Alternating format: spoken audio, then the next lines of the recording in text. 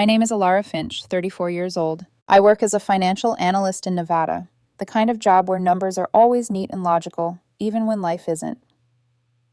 I have a younger sister named Abby. She's 31, married to this guy, Jacob, and they have 2 kids together. Growing up, our parents treated Abby like the sun rose and set on her. Abby could do no wrong, and if she did, somehow it became my fault for not understanding her better. A few years back, I did something that made me feel like I finally stepped out of her shadow. I saved up my money, every spare penny I could scrape from my salary, and bought myself a country house on Lake Tahoe. It wasn't huge or flashy, but it was mine. That word mattered more to me than the square footage. Mine. I decorated it exactly the way I wanted. Calm beige walls in the dining room, soft and warm, like the inside of a seashell. A gorgeous sofa in the living room that cost me 3 months of my salary, the kind of piece you walk past in a showroom 3 times before you dare to ask the price. I had a studio on the 2nd floor where I could paint and breathe, with white walls and big windows that let in the lake light. That house became my refuge. When work got too stressful, when my parents started in with their, "Remember, Abby has the kids. She has more on her plate than you," speeches, I'd drive up to the lake, unlock the door, and step into silence that belonged only to me. No one yelling, no one blaming. Just me and the steady sound of water outside. My parents lived nearby in Reno, and Abby and her family rented a place on the other side of town. I saw them mostly at holidays, birthday dinners, where Abby's kids smeared frosting on my clothes. Christmases, where Mom would hand Abby the biggest gift and then apologize to me for not being as thoughtful this year, dear. Things were fine, or at least I told myself they were. It was easier than admitting I always came second. So that Tuesday morning, when my phone rang, I didn't expect my whole life to tilt. I was in my kitchen, holding a mug of coffee, staring out the window at the quiet street below. Abby's name flashed on the screen. I hesitated before answering. She rarely called just to chat. "Hey, Abby," I said, bringing the mug to my lips. "Hey, Elle, I've got some news." Her voice was too bright, like she was already enjoying some private joke. A warning bell went off in the back of my mind. What kind of news? "We're moving into your Lake Tahoe house tomorrow." I almost dropped my coffee. Hot liquid sloshed dangerously close to the rim. "What?" "Yeah," she continued casually, like she was telling me she'd bought new curtains. "The rent on our place is just way too expensive. We can't afford it anymore, so we're moving into your house. It makes sense, right? You hardly ever use it." For a second, I genuinely wondered if I'd misheard her. "Abby, you can't just move into my house. It's my house." I emphasized the word, clinging to it like a life raft. "Oh, and by the way," she talked right over me, "I already had some work done. The dining room wallpaper was so boring, so I had it replaced with this really cool silver metallic stuff. Looks amazing. And that sofa of yours in the living room? I had it reupholstered. Much better now. Oh, and I need you to transfer me $4,200 for the contractors. They did a great job." I sat down at the kitchen table. I didn't even remember deciding to sit. My legs just gave up. "Abby, what are you talking about? Who gave you permission to do any of that?" "Permission?" She laughed. That light, dismissive laugh I'd heard 1,000 times. "Elara, don't be dramatic. I got the spare key from Dad. Mom and Dad think it's a great idea. We're family. You should be helping us out." And then, just like that, she hung up. I stared at my phone, the call screen gone, replaced by my reflection. My hands were shaking so badly I had to put the mug down before I spilled it. For a moment, all I could hear was my own breathing and the faint hum of the refrigerator. It felt like the walls of my apartment were suddenly too close. Then the anger hit hot and sharp. I called my mother right away. She answered on the 2nd ring. "Oh, hi, dear," Mom said in that sweet voice she used when she wanted something from me. "Mom, did you know Abby is trying to move into my house?" I asked, skipping past any greeting. "Oh, yes, dear. She told us all about it. It's really the best solution." Mom's tone was light, practiced. "Their rent is so high, and you barely use that house. It just sits there empty most of the time." "It's my house, Mom. I bought it with my own money." "Well, yes, but family helps family. You know how much Abby is struggling with 2 children, and it's such a big house for just one person who hardly visits." There was a pause before she added, almost fondly, "She hired contractors. She changed the wallpaper and your sofa. She's just making it more homey for the children. You should see it. It looks lovely. Abby has such good taste. I closed my eyes. I'd heard this script before. Different props, same lines. When Abby borrowed my jewelry for a date and returned it broken, Mom said I should forgive her. When Abby took my car for what was supposed to be a weekend and kept it for 3 months, returning it with a huge dent in the side, Dad said it was just an accident, and I shouldn't make a big deal out of it. It's just a car, Elara. When Abby wore my favorite dress to a party and spilled wine all over it. My parents bought her a new outfit and told me the dress was old anyway. This is different, I said quietly. This is my house. Elara, don't be selfish. Abby needs this. Selfish. There it was, the word they always threw at me when I tried to set even the smallest boundary. I hung up before I said something I couldn't take back. My whole body felt hot, like my skin was 2 sizes too small. I stared at the wall for a long moment, my mind racing, trying to fit this into the familiar pattern. Except it didn't fit. This wasn't a borrowed dress or a dented car. This was my home, the one place I thought they couldn't touch. I called Abby back. This time, before I hit dial, I tapped my phone's recorder on. Something in my gut told me I might need proof. She picked up on the second ring. Did you talk to Mom? She asked immediately. Yes, I said. And my answer is no. You cannot move into my house. Too late, she said. I could hear movement and voices in the background, like she was already in the middle of packing. Everything is packed. The wallpaper is already up. The sofa is done. We're moving in tomorrow, and you owe me $4,200. I owe you nothing, I said, my voice lower, calmer than I felt. Get out of my house. It's happening whether you like it or not. Send me the money. Then she hung up again. For a long second, I just stared at the call-ended message. Then something inside me snapped into place, not breaking, but hardening. I grabbed my car keys. The drive from Reno to Lake Tahoe takes about an hour, but that evening it felt both too short and endless. The sky was starting to turn shades of orange and pink as the sun sank toward the lake. I barely registered the scenery. I drove on autopilot, fingers tight around the steering wheel, my mind replaying every incident where Abby had taken something from me and been rewarded for it. How dare she? How could my parents support this? How did they all say family, but only mean her? When I finally turned onto the narrow road leading to my house, my stomach twisted. The first thing I noticed was the blinds in the front windows. New blinds, not the ones I'd carefully chosen and installed. These were different, sharper lines. Colder color, a reminder that someone else had already decided my taste wasn't good enough. I parked, got out, and stood there for a moment, just looking at the house. My house. It felt like a stranger's face wearing my features.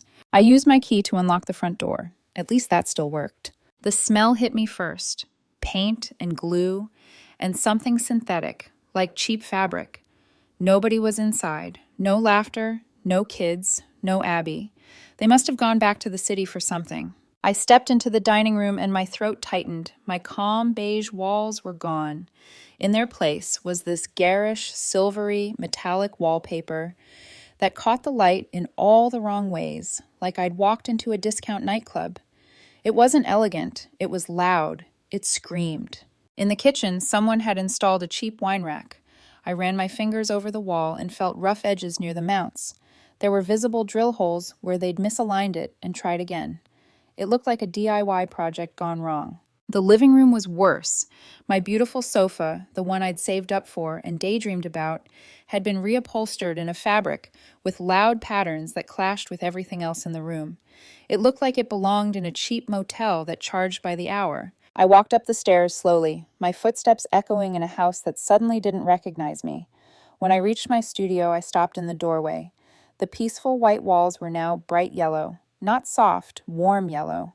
No, this was blinding, unforgiving, almost neon, a color that demanded attention and gave no rest. I felt tears prick at the corners of my eyes, but I forced them back. Crying wouldn't fix anything. Crying never had. I stepped further into the room, and that's when I saw it. A small, dark eye in the upper corner of the wall. A camera. I'd forgotten about those. 4 months ago, after a minor break-in scare at a coworker's place, I'd installed 6 cameras around the house for security, inside and out. They recorded automatically and uploaded everything to the cloud. At the time, it had just seemed like a responsible extra expense. Now, it felt like the only thing in this house still on my side. I pulled out my phone and opened the security app, my thumb shaking slightly as I logged in. I scrolled back through the recordings, my heart pounding harder with each day I passed. Then I saw it, 10 days ago. I tapped the thumbnail. The video showed Abby walking up to my front door like she owned the place. She used a key, my spare key, to let herself in. Behind her, 2 contractors carried boxes and supplies inside. I turned up the volume. "I want the dining room done in silver," Abby was saying. Her voice filled the quiet studio. "Something modern, and the sofa needs completely new upholstery, something with color." My jaw clenched. Another video showed her pacing around, phone pressed to her ear. I recognized Dad's voice faintly through the speaker. "Dad, you should see this place. When we move in, it'll be ours. Elara is going to be so shocked." She was laughing, actually laughing about it, about taking over my house. Jacob appeared in the background of one clip, his arms crossed. "Abby, are you sure about this? Did Elara really say it was okay?" Abby waved a hand. "Don't worry about it. Mom and Dad are on our side. She'll get over it." I watched video after video. Contractors carrying in rolls of wallpaper, furniture being shifted around, paint cans dragged up the stairs, Abby directing them like she was the lady of the manor. I took dozens of photos of every changed room, every ugly surface, every careless hole in the wall. I backed up all the security videos, saving them to multiple places: cloud, external drive, email. I saved the recording of my phone call with Abby, the one where she demanded $4,200 and told me it was too late. Every piece of it felt like a puzzle snapping into place, forming an image I didn't want to see but could no longer avoid. Then I walked through the house one more time, slower this time, letting myself really absorb what they'd done. They hadn't just moved in. They'd tried to erase me. I locked up the house, double-checked the door, and walked back to my car. As I pulled away, the sky over the lake had turned dark, the water reflecting a thin line of fading light. They thought I'd roll over like I always had. This time they were wrong. I drove back to Reno with a hard, quiet decision sitting in my chest like a stone. The morning after I returned from Lake Tahoe felt strangely calm, too calm, like the quiet before a storm you already know is coming. I barely slept the night before. Every time I closed my eyes, I saw that metallic wallpaper, those drill holes, the bright yellow studio walls. Worse, I kept hearing Abby's voice on the video. "When we move in, it'll be ours." By sunrise, I knew what I needed to do. I drove into downtown Reno and walked into the office building where Mr. Harris worked. Someone at my job had recommended him once. "If you ever need a lawyer who doesn't mince words, talk to Harris." At the time, I'd laughed it off. Now it felt like fate. He greeted me with a firm nod. "Miss Finch, come in." His office was all dark wood and quiet authority. Diplomas lined one wall, framed case summaries on another. He gestured for me to sit across from him at a polished leather chair. I sat down and suddenly felt how exhausted I was. "Tell me what happened," he said, pulling out a notepad. I laid everything out. I showed him photos of the wallpaper, the drill holes, the garish sofa, the blinding yellow walls. I played the security footage of Abby walking in with the key, giving contractors orders, laughing on the phone with my father.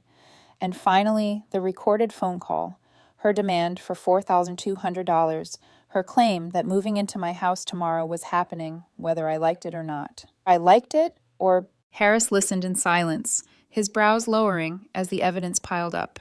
When the last call recording ended, he leaned back in his chair. "Miss Finch," he said plainly, "this is serious. What your sister did amounts to several crimes." I took a breath. I'd known that, but hearing it from someone objective hit harder. "First," he continued, ticking points off with his fountain pen, "trespassing. She entered your property without permission. Second, vandalism. She modified and damaged your property without your consent. And this demand for money accompanied by unauthorized changes? That could qualify as attempted extortion." I felt my pulse thrum in my ears. "What can I do?" "You have 2 paths." He leaned forward. "Option 1, a civil lawsuit. We sue for the cost of restoring the house, plus additional damages for emotional distress. Option 2, you pursue the civil suit and we file criminal charges. That involves law enforcement. Trespassing, property damage, extortion, it would all go on record, potentially even lead to probation or jail time." I stared at his hands as he folded them calmly on the desk. My throat tightened. This was my sister, my parents' golden child, the girl everyone insisted I must always forgive. For 34 years, I had been the reasonable one, the responsible one, the one who swallowed my anger so the family could keep its fragile peace. But this wasn't peace. It never had been. I don't want her getting away with it, I said quietly. Not this time. So, which option do you want to pursue? I didn't hesitate. The second one, civil and criminal. Mr. Harris nodded almost approvingly. Then I'll prepare the claim immediately. We'll send it to her by registered mail, and I'll file the police statement as soon as possible. I signed the retainer, wrote him a check, and left his office with a strange new feeling. Not relief exactly, but control. A steadying force I hadn't felt around my family for years. 4 days passed with complete silence. I went to work, answered emails, sat in meetings, came home, and waited. There was a tension under my skin like my nerves were coiled strings. Then the storm hit. My phone lit up with Abby's name, again and again. 6 calls in 1 hour. Then texts. Call me. We need to talk. This is ridiculous. You're being insane. Answer the phone, Elara. I didn't answer. She'd received the lawyer's letter. I imagined her standing in her kitchen, hands shaking, reading the words criminal charges, and realizing for the first time that I wasn't backing down. An hour later, my mother called. I almost let it ring, but something in me wanted to hear what she'd say. Elara, what have you done? Mom burst out the second I answered. Abby got a letter from some lawyer accusing her of trespassing and vandalism. This is outrageous. It's the truth, I said. She's your sister. She needed help. You have that big house sitting empty, and she has 2 children to think about. Is there a reason you called, Mom? We're having a family meeting tomorrow at the Lake Tahoe house. All of us. We're going to settle this like adults. Settle it. I knew what she meant. You will bend. Abby will be forgiven. Everything will go back to the way it's always been. But not this time. I'll come, I said. But tell Abby this. If she takes all her stuff and leaves the house before I get there, I'll drop the criminal charges. If she doesn't, she'll face real consequences. Prison time? Mom spat the words like poison. A criminal record? You would do that to your own sister? She did it to herself, Mom. Mom hung up on me. I sat still after the call, the quiet of my apartment wrapping around me like something fragile but firm. I'd crossed a line that couldn't be uncrossed. And strangely, I wasn't scared. I felt steady. Before bed, I called Mr. Harris to tell him about the meeting. He told me to be careful, not to sign anything, not to agree to anything without him. He also told me the police statement was filed. Everything was in motion. The next day, I drove to Lake Tahoe for the second time in a week. The sky was gray, low clouds, hugging the mountains like a warning. When I turned into the driveway, I saw a large SUV parked beside my parents' car. My stomach tightened. I walked up the porch steps and used my key to open the door. They were all in the living room.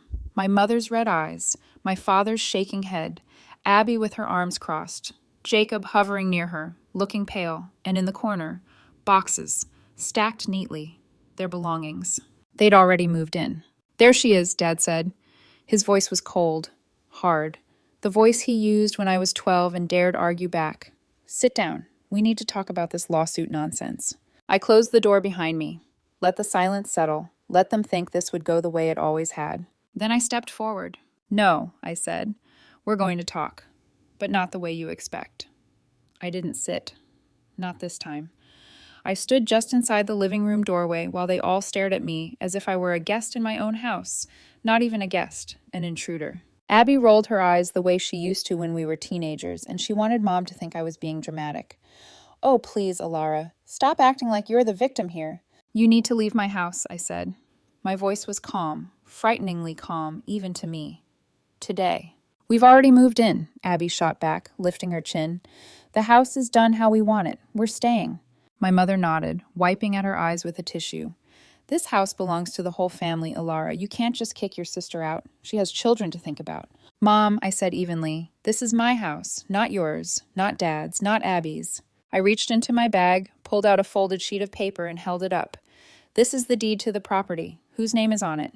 Dad scoffed. A piece of paper doesn't mean... It means everything, I said sharply. It means you don't own this house. It means Abby doesn't. It means I do. Abby laughed, an unhinged, dismissive sound. Elara, you think you can just wave some document around and tell me to leave? We live here. We've already settled in. She gestured around the room like she was proud of the hideous upholstery and tacky decor. Behind her, Jacob shifted, uneasy. His eyes moved to me, then to the floor. Something was cracking in his confidence. I reached back into my bag and pulled out a second paper. This, I said, is the police statement. It lists trespassing, property damage, and attempted extortion. The room went silent. Abby's mouth fell open. Jacob's face went white. My father's jaw tightened. He knew this no longer fit the family disagreement narrative he always clung to. Extortion? Mom whispered, horrified. How could you? She demanded $4,200 from me for unauthorized work she did without my permission, I said. That's not family helping family. That's a crime. Abby's voice cracked as she shrieked, You're insane!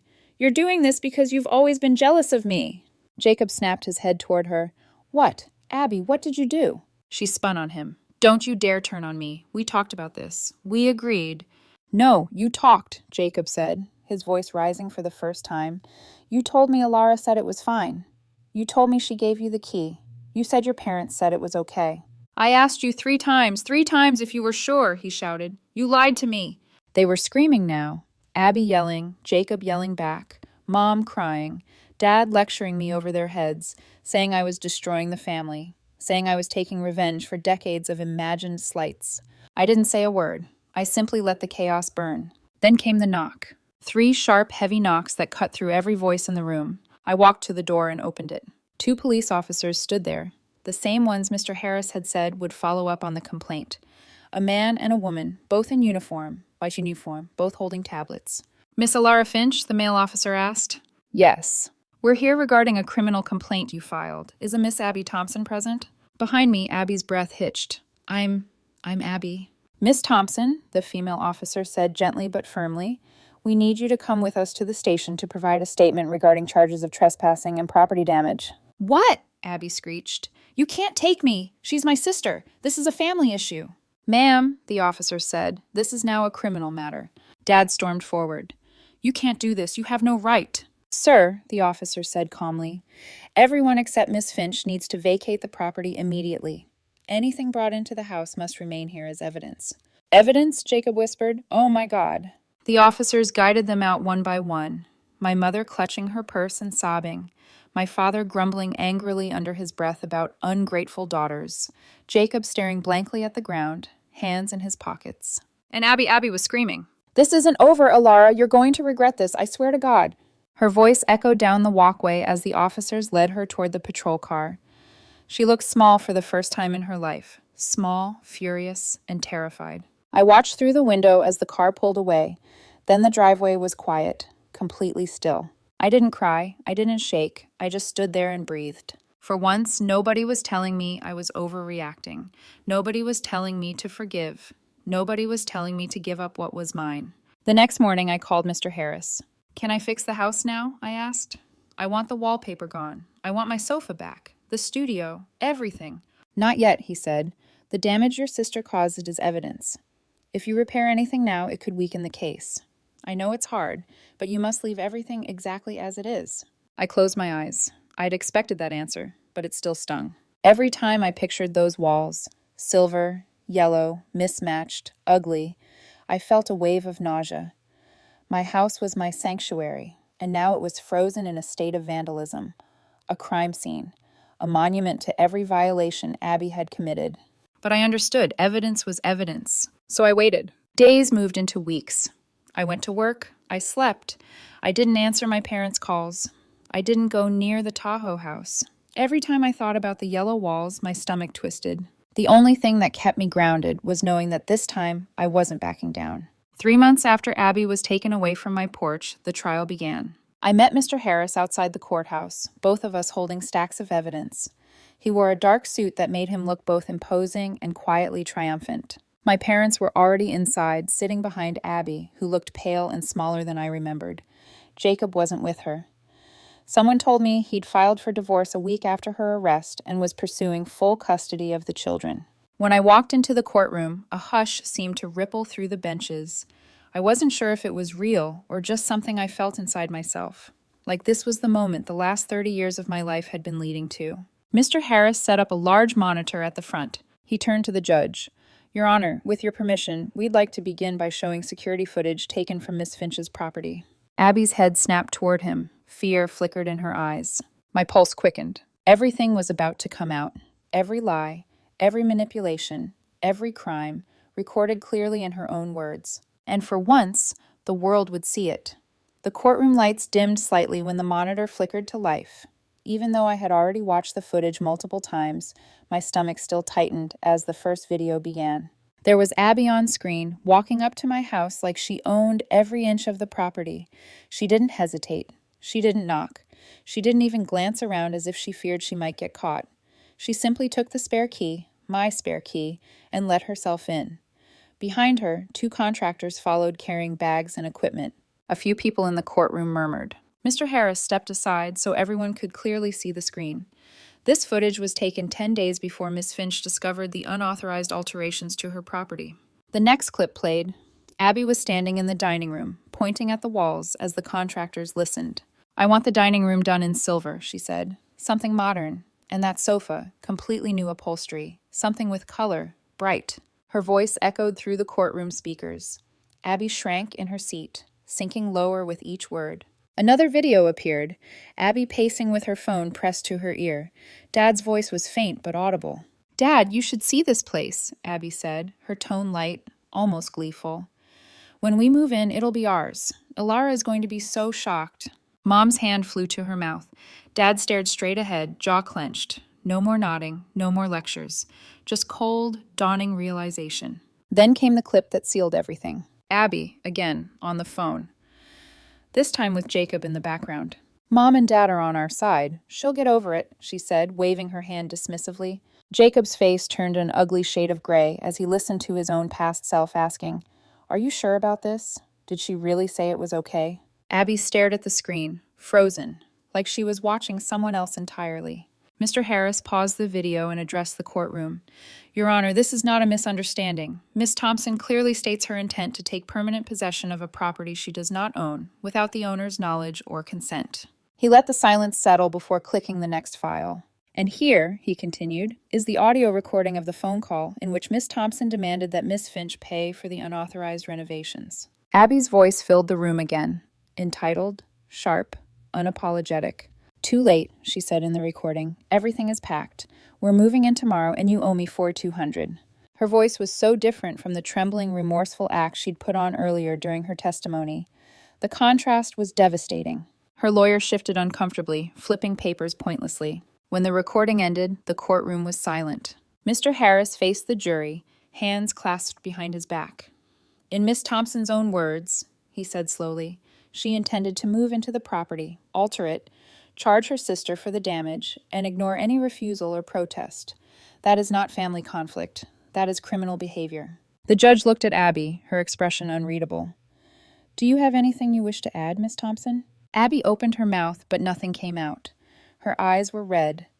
She looked not angry, but defeated. For once, she had no script to hide behind. The jury deliberated for 40 minutes. I barely moved during that time. Mom and Dad whispered furiously behind Abby, gesturing at me like I was some stranger who'd walked in off the street to ruin their lives. But I kept my eyes forward. When the jury returned, the courtroom rose. The foreman unfolded the verdict form. "We find the defendant guilty." Abby let out a small, broken sob, her hand flying to her face, not the dramatic fake crying from earlier. This was the sound of someone watching their whole world collapse. The judge read the sentencing. "Miss Abby Thompson, you are sentenced to 2 years probation. You will also receive a permanent criminal record. In the civil matter, you are ordered to pay $83,000 in compensation to Miss Finch for property damage, legal fees, and emotional distress." 83,000? The number hit Abby like a blow. She crumpled into her seat, shaking her head as if she could undo it by refusing to believe it. Her lawyer leaned toward her, whispering urgently. She didn't respond. She stared straight ahead, eyes glazed, cheeks wet.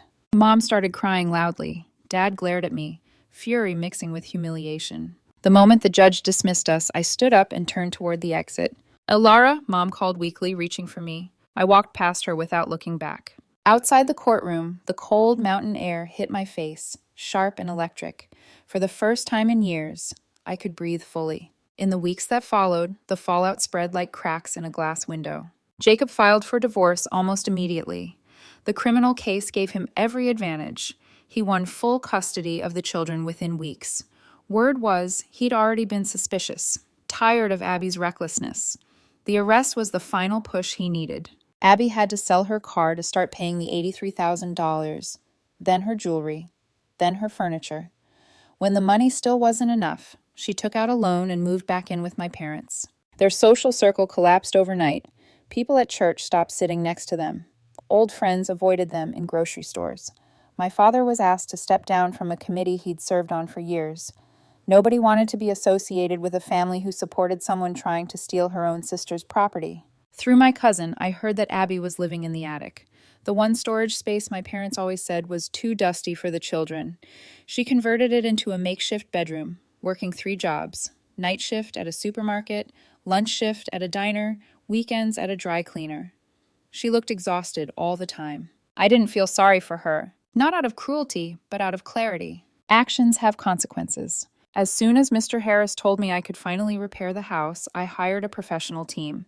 They stripped the tacky silver wallpaper, removed the ugly wine rack, patched the holes in the walls, restored my sofa, and repainted my studio. I chose a calm cream color this time, warmer, softer, something that felt like reclaiming myself. When the rooms were finished and sunlight poured gently across the freshly painted walls, the house looked even better than before, cleaner, lighter, like it had been holding its breath all this time and could finally exhale. I walked from room to room with quiet gratitude stirring in my chest. Then I changed all the locks, updated the alarm codes, installed better cameras. For the first time since I bought the house, I felt completely and unquestionably safe. My house, my space, my peace. Each weekend, I drove to Lake Tahoe. I hiked trails, took up painting again, made new friends, people who knew nothing about my family history. At work, I got promoted to senior analyst. My boss said I seem more confident lately, more focused.